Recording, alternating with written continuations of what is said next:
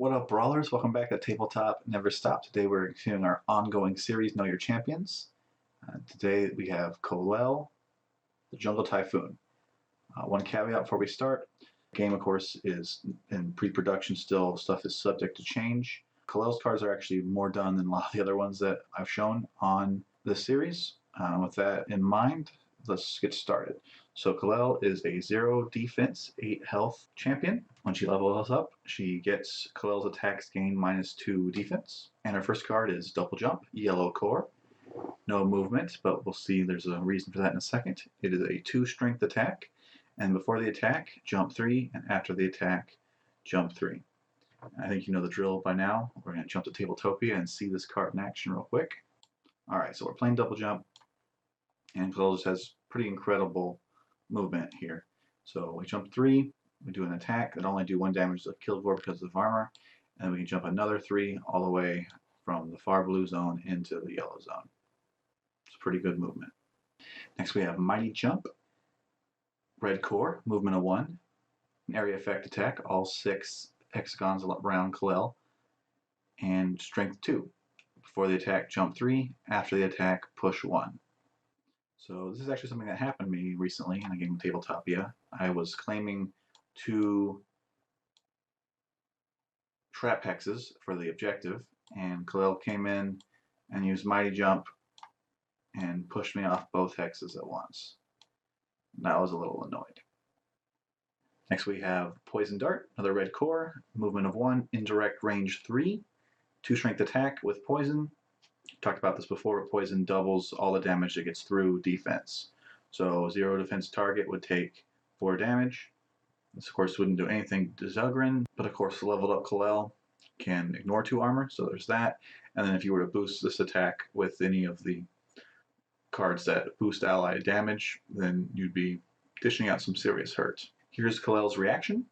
It gets +1 defense, and after the attack, the attacker suffers stun. And stun, of course, is when you have to discard a card of the character in question from your hand, or if you don't have that card, show your hand to your opponent.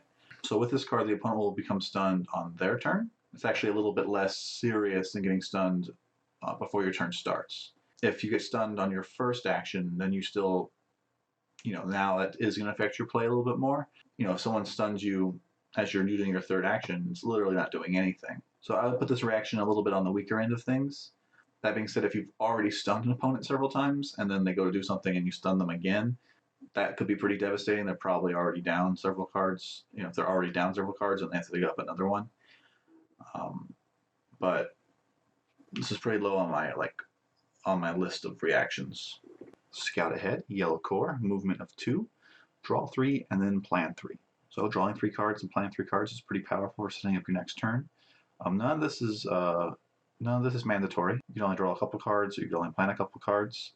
If you don't plan cards, this is a good way to kind of burn through your deck extra fast. If you're looking for your poison card, or powerful card from some other champion, and if you do plan some cards, you can really kind of plan your whole turn for next turn. Tongue Lash, blue core, movement 1, range 3, straight line, strength 1. After the attack, if damage was dealt, the target suffers pull 2 and stun. Pull 2 and stun is actually really good, but it's only going to actually be able to do anything if you're going against an opponent that has no defense, because defense of 1 will stop this card from doing anything at all. So you need to either go after targets with no defense or find some ways to boost up this attack. So that's Kol'el. Pretty dangerous to 0 defense champions, and a little less so against other champions. Very mobile, so can definitely get around the board.